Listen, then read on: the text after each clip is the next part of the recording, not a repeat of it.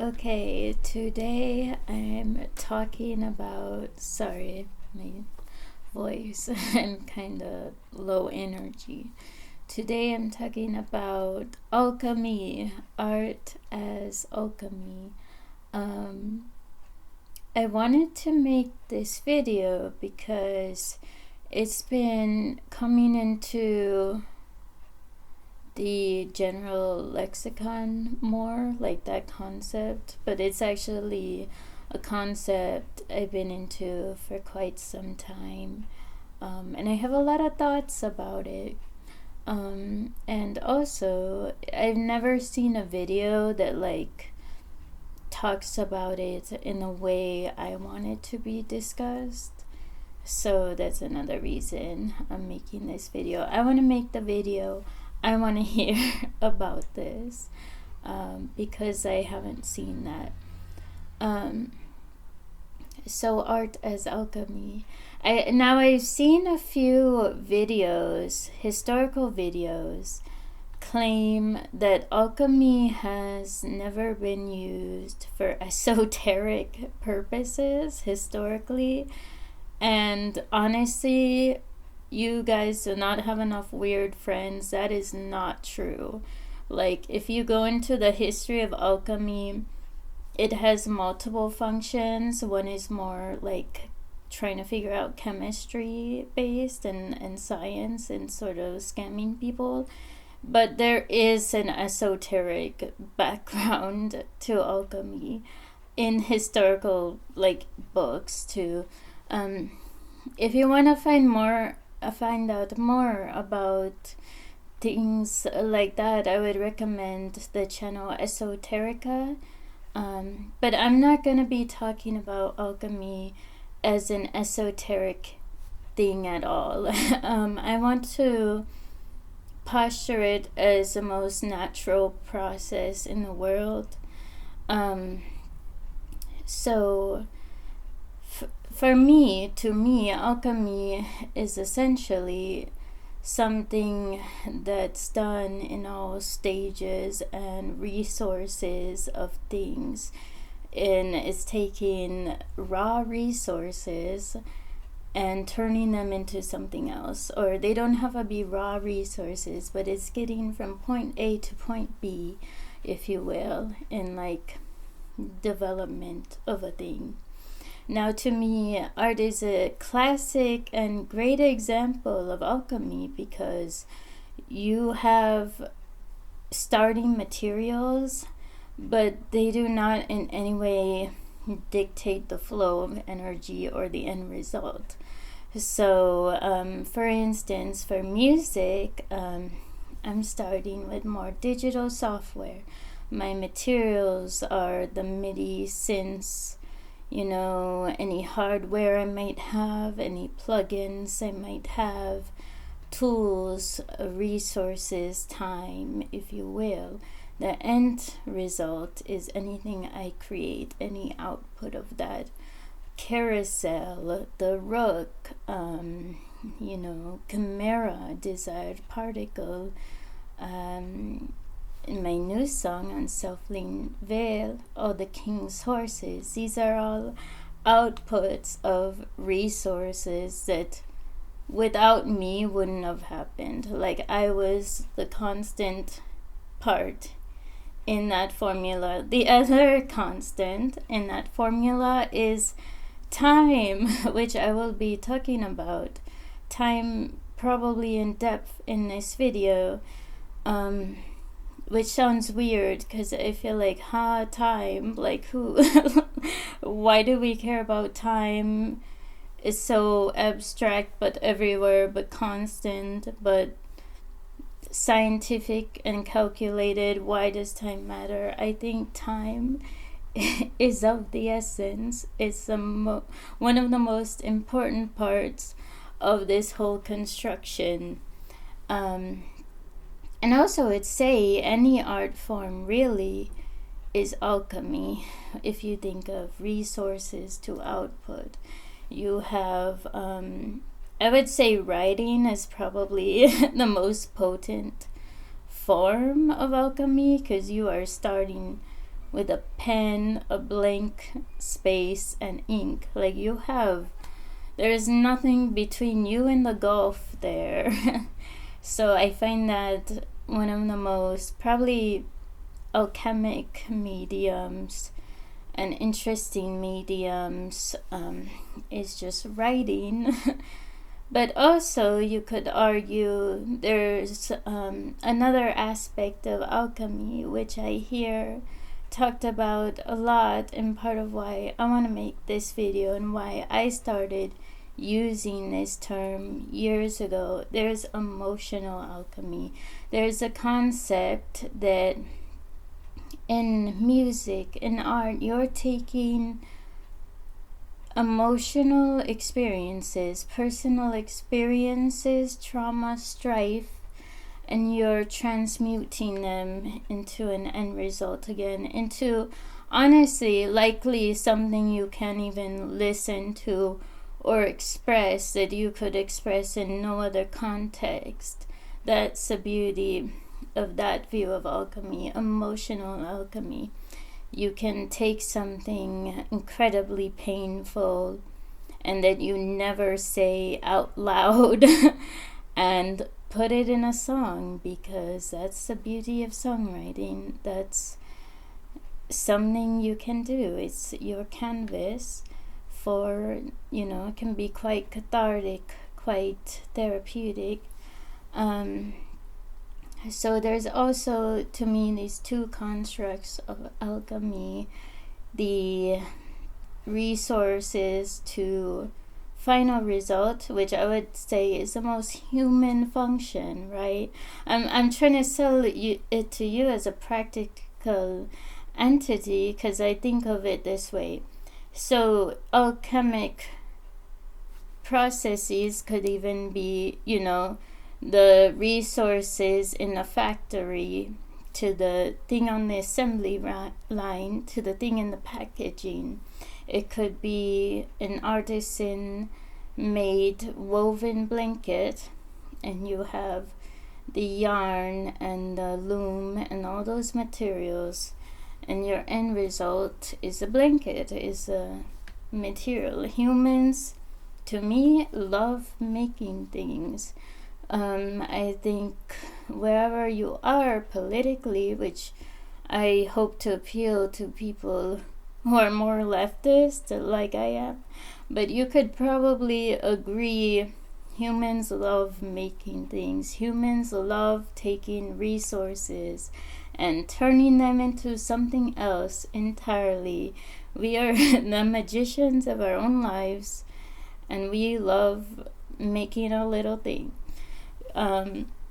So I find that really interesting, and that's not contingent on any period in time. That's common, although as capitalism progresses, we feel more and more just sort of disconnected and estranged from our knowledge and labor, because we're being extracted, sort of like the resources. As workers, we are extracted for our labor to produce a profit.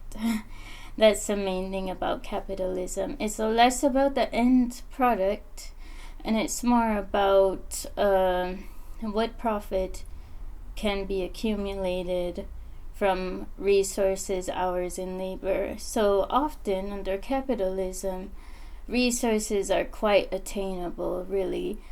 If you look into how your favorite things are made, I recommend doing this. You look into price per item in like the actual resources and materials to make an item. You will find these often are cents of the dollar, and none of it quite explains the end price mark. That is because bosses, CEOs, managers, they take that difference essentially. Like, nothing is expensive to make. We have in a rather abundant planet with anything we could ever need, and we are overproducing things under this current economic model.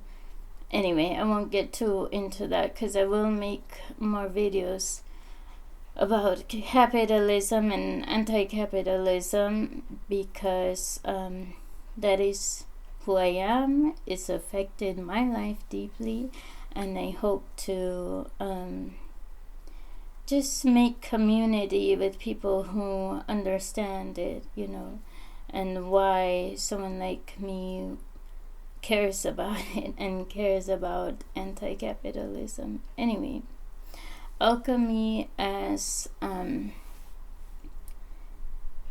a tool for creation. Let's go back to more the alchemic view of things, if you want. Now, when we think of alchemy and when we think of creating things, okay, when you think of even just your life in general, probably one of the constant things you could argue is in any moment you have a very limited reign on time, but you can also use time to your advantage and you can create things in time. And it's interesting because as an artist, when I'm in flow is when I create. And that means I have no concept of time in those moments. Time isn't even a factor to me. I just create, and there's a very streamlined, like organic sense of focus that happens. It's exhilarating, really. It can also be frustrating, but in those moments you're honestly not thinking much at all. You're like a vessel for creation, and you're exercising a muscle. I don't know how to explain it. It just comes so naturally. And that is why, honestly, personally, time for me has always been the ultimate enemy of my life. I would say time is just, honestly, I would say, this sounds strange, but I have a lot of music and a lot of art about this. I don't believe, sorry, this sounds intense or crazy maybe, but I don't believe I experience time linearly, and it is one of the banes of my existence, and it is what a lot of my art is about, actually. Time as a non-linear construct that you then have to fit into a linear narrative.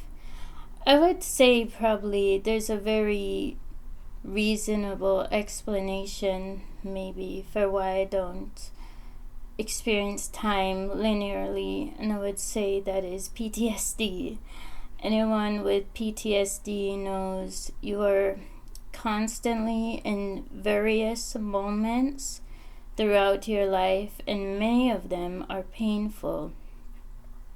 And if you do have PTSD and all this trauma, in the present moment, you're probably living out worst case scenarios. You're living in like 5, 10, 20 years ahead with just the worst case scenarios that could happen to you. It's honestly awful.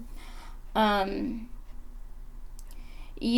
I don't know. I feel like couple that with how capitalism makes us busy, makes time something that feels like it could like kill you by blunt force at any moment. You're deathly afraid of this thing, and at the same time you have to be productive by its metrics. But really, this is not the construct of time. This is a very Western concept and capitalist construct. Many indigenous societies do not see time as a linear concept.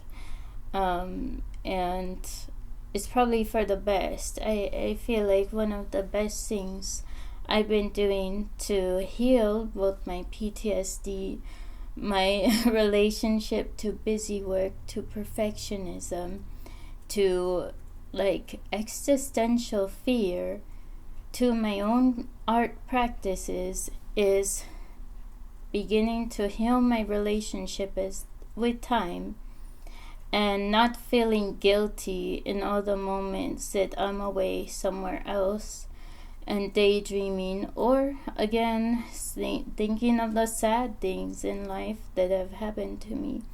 One thing I'm trying to do is to think of time as just like a neutral force, and it's like we're both passengers. Actually, me and time are on the same wavelength, or on the same train. I don't know how to explain that very well, but it's not a force to reckon with and to be overly anxious about, and to wring your hands and be like, oh my god, I haven't accomplished everything in my life right now, right this moment that I wanted to, which is quite a silly way to think about anything.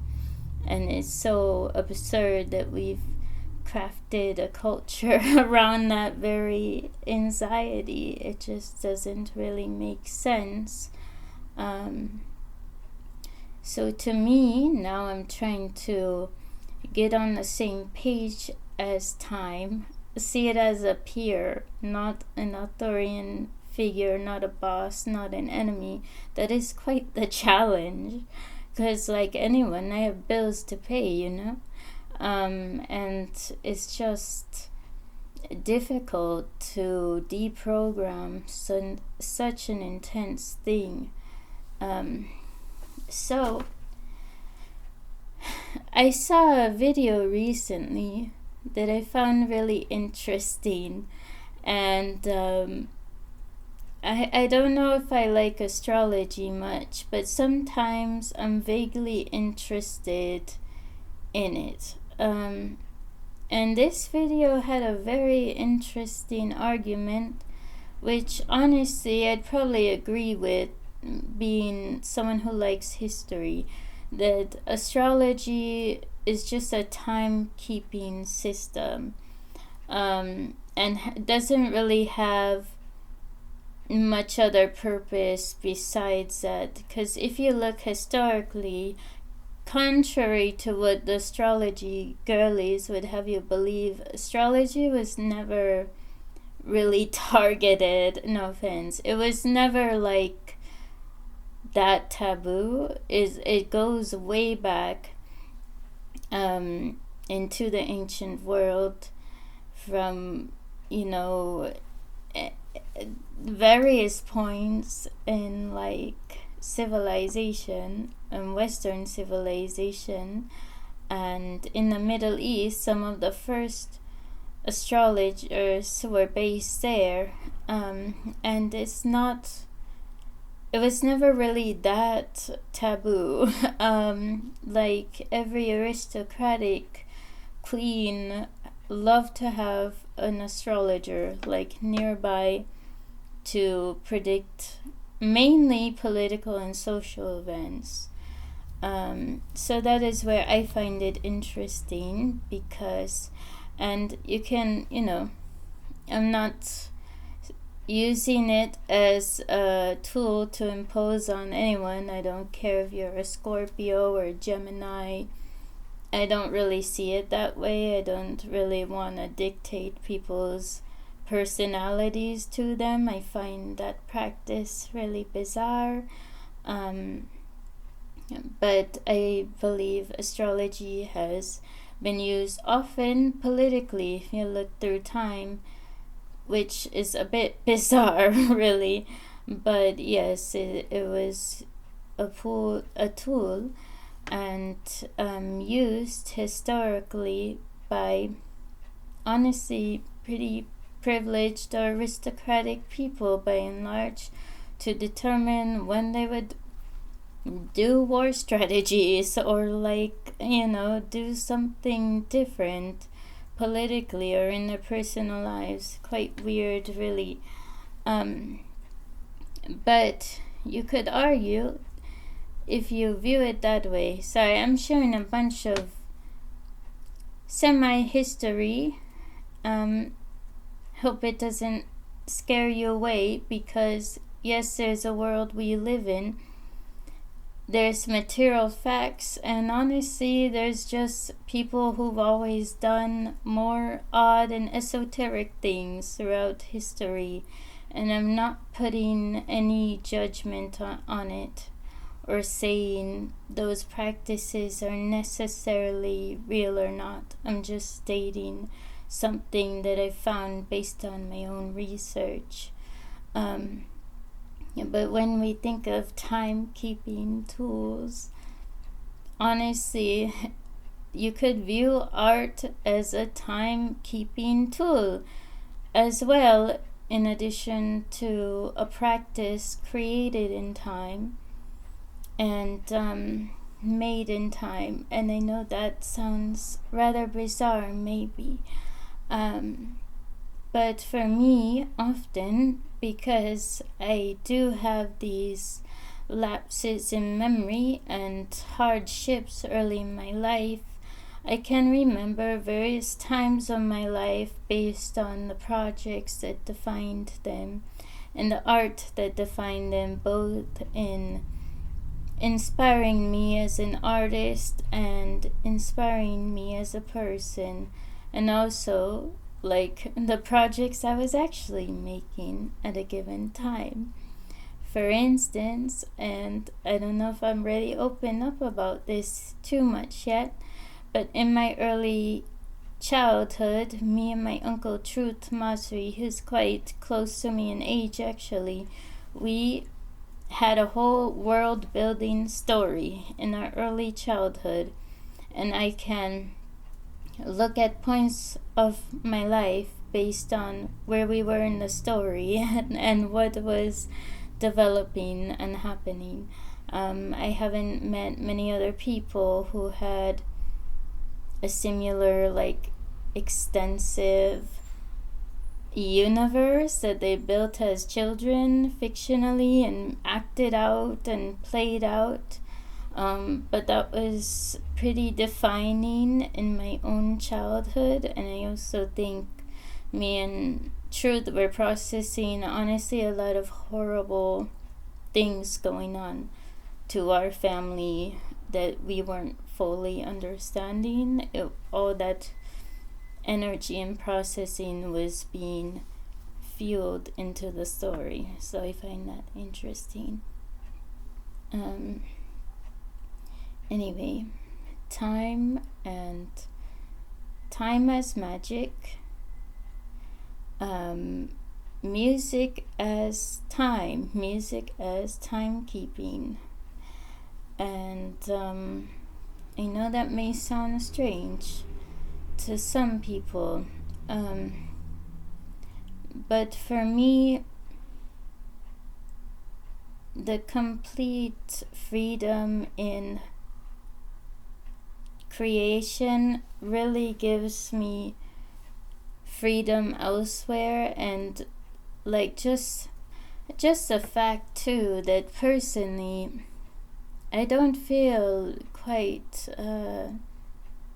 like a genius in my own creations. Like I'm sort of just taken by stream with them. I feel like they pull me under and out comes a song or something. So there are times that I marvel at my own ability to create, because my process personally is so intuitive and so just natural that it doesn't feel like much at all. It doesn't feel like creating. It feels like a breath of fresh air. I don't know. Like, I don't feel overly stressed unless I'm mixing or mastering a song. Then I'm very stressed and I'm cursing the gods because that shit sucks. I hate mixing music and hearing the same parts over and over again and changing the frequency range is awful. But otherwise, I rather enjoy the process. And it doesn't always feel like me, but it is me. It is like things I could never express to another human. It is parts of me that are sound, and I know that sounds strange, but like only in sound can I express the parts of me that feel like sound, because I can't really tell that to another person like I'm doing with you now. I would say I can be vibrant and like picturing clattering and metal, and also just have sad lyrics in amidst all the sound design. I want it to be a cacophony of existence, and I want mine to be lost somewhere in there. There are times I make songs that are rather more storytelling, but I still feel a drop of me in there in the ocean of that story. So I honestly think storytelling is one of the most important and transformative, alchemizing parts of human existence that we've milked for a long time, and we've had it for a long time. And some people believe there's no sense of uniqueness, and that we've told all the same stories by now and we're just recycling everything. But honestly, the more I heal my relationship to time, to busy work, to capitalism, decolonize that hurried sense of time, I think we haven't even scratched the surface of storytelling. And I really mean it. And I think that's only something we can unfold and discover more again as time goes on, and more people realize this, more people heal their connection to time, their connection to their early life, their childhood, because many of us haven't had good starting stories. We're working with very sad circumstances in our origin story. But the more we heal and don't view time as a force to be reckoned with, something that will bang us on the head and take our wallet, time as more a co-creator, I think we can unlock some amazing stories. And I think originality is not dead. We're just a bit stagnated right now, and part of why we're stagnated as creatives is our constant Olympian struggle with inauthenticity. And honestly, that might be a topic for another video, but I believe like the society we live in right now and what it deems important are just not conducive to true vulnerability and to authenticity. Like we hear that term a lot, right? We hear that term as we would hope it exists in our culture, and it probably does some places, but I really feel it's overused, because one thing I've realized talking to artists so much over the years is there is a problem with this. We are all vulnerability, for example, what I've made music 7-8 years now, I'm just unlocking that in the past 3 years, like true vulnerability. And that's interesting, isn't it? Because you would think that predates my creation in general or my art. And I would say I've always made very weird and interesting and pretty authentic music in some ways. But when the doors are open, when the gates are open, they're really open, and you can know the difference. You can be authentic and writing about some magical wizard, or you can be, having like gritty beeping sound design and shoegaze guitars and horrifyingly arpeggio electronics, and it's all authentic on that point on, because you've stared yourself in a mirror at your core self. So at that point, I think you're vulnerable. And honestly, I don't think everyone unlocks it. And I also think it's very hard to unlock it because, we have these algorithms. They rather reward aesthetics and outward appearance. Like, that is the point of these algorithms, is that appearance is at the forefront. Some aspect of authenticity is usually more rewarded than some person being themselves and making their most crazed art. I have a theory that a lot of greats, like we think of maybe in the 80s or the 70s, they would have no careers now. Like they would not even take off if you put that same person with the same background into our time now. They would not take off. But honestly, I think it's partly because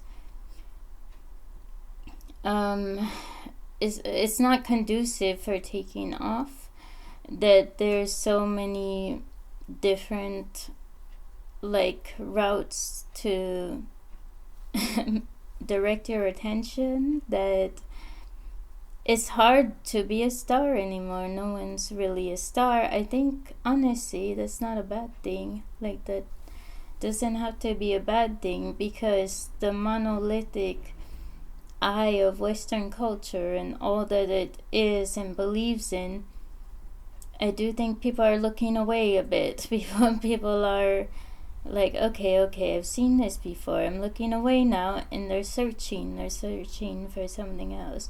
I dare you to be that something else, within your own boundaries, of course, and within your own autonomy and authority and jurisdiction. Just be whatever element you think you can be, because honestly, the world is full of possibilities. And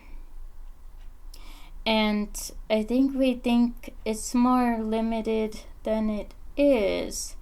And I think honestly, this is like a weird case of that Spider-Man meme. Like, it's partly the fault of creationists too, of storytellers, that we think there's a limit to stories, to possibilities, to reality, is because of the sort of things that get that money, and are produced, are made, are spotlighted, are very much like things that already happened, because they've seen that makes the money. So of course they'll keep giving money to the thing that's already made money, right?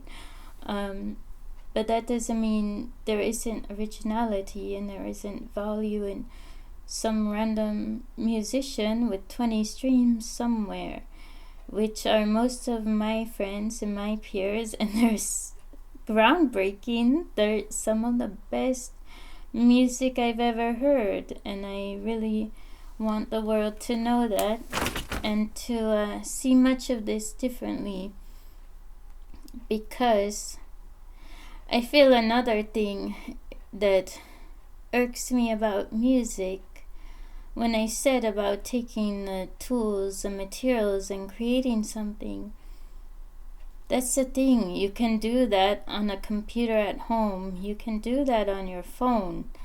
And in the music industry, that's not really talked about much. You see point A to point C. You don't see the middle part. You don't see how things were created. Because honestly, I think part of solving this would be if more people were making things, if more people were creating music, creating movies, writing books. And part of the problem is just this Western notion of talent, that talent is exclusive, that it is rich, that it is limited to a few people, that you are born with it.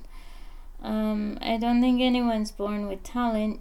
It is, again, something you have to cultivate. It's something you have to co-create with time. And time is the co-creator. Like, I'm sorry, prodigies exist, but are they truly great? Are they composing something truly great? Often not really, because time is your collaborator. Time is your greatest collaborator as an artist, and it's by time by time, but that we don't see it as the enemy, because it really isn't. And not everyone has to be young too. Not everyone has to be 20, 21, 22, 23. Like, who cares? I feel people are getting rather bored even with just some of the music being made because of this. Like, they don't see their experiences reflected in their own terms at all. They don't have anywhere to go to nurture a sense of staving off loneliness. But the thing is, we're never alone. And like, if you make art from the point of view, from the part of you that feels most alone, you will discover that too, because a lot of people will resonate. No one's ever alone.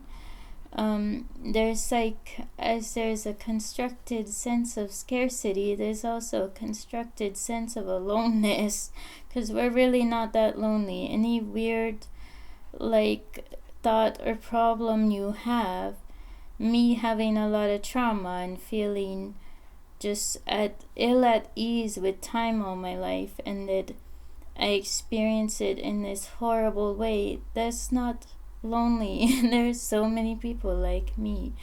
And I just wanted to say that too. And I might make more videos on the potential of storytelling. It's still something I'm unlocking in my mind, I'll be honest. I've just scratched the surface of imagining imagining potentiality, but so have we all. Like, we're pretty honestly, if you think of humans, we've not been here that long. Like, there's so much more we could create, and there's so much more we could do, and it could be positive. It doesn't all have to be war and working yourself to death and just trying to scrape by because your family was displaced at one point. Like, that's the story of my family. We actually have an interesting viewpoint. We were both Palestinian, and my dad's family is a group of people that was targeted by the Holocaust, and there's no conflict in that. Actually, we totally understand each other, because it's never a conflict really, because like that's the same issue. It's colonization. Israel's colonizing Palestine, and Germany and the USSR was colonizing where that part of my family was. So, it's the same concept really. It's the same violence, and we should treat it as such. It's genocidal. Colonialism is genocidal. No one can thrive under genocidal conditions, obviously, and they shouldn't be expected to. And I really just hope for a world where that's not so much of our backgrounds and our like ancestral memory that we're like constantly frightened and just living through hell. No one deserves that. And I just hope that things will be different. And I think part of it is the responsibility artists have in the world, which may sound strange. I don't think we can truly radicalize anyone, but I think we can open up doors that are closed in the collective consciousness. And we can say, oh, look, a hallway. Have you thought of it? Have you thought of this route? Humanity is quite rigid in its narratives right now, and they're quite violent, and to me, very boring and not very well told. And I would challenge us to try to think of new narratives where we don't all die or face climate change or nuclear bombs or global catastrophe. I believe it's fully possible that we don't have to face any of those things. It's very unneeded and unnecessary. But anyway, I don't know how coherent this video is. And I hope I explained how I view alchemy both in materials and in a natural way. And in the potential that alchemy can be thought of as like making one thing into another, and that storytelling is very potent form of alchemy, and imagination, stretching those boundaries, are a very potent form of alchemy. And honestly, another thing, I think we often overvalue the end product versus like the actual process itself, which does have value. To me, I feel best not releasing a song, but making it. Often in the start of making it, when it starts to take form, that is my happiest moment of making music. So, this idea of completion in general is very perfectionistic and very Western. And there's value in being on the journey itself that is often underlooked. I'm not saying you don't have to create anything and finish anything, because I quite enjoy completing things. But I think we overlook that the process itself can be very valuable, if not the most valuable thing. Again, like I said, co-creating with time and being a collaborator, because truly over time is when I perfected my methods, and I am not perfect. I truly haven't perfected. I've just gotten better. I hope time will lead the way even more in my life, and that I'll just keep expressing more and more interesting and just elaborate and authentic to me concepts, because that is what we can hope for.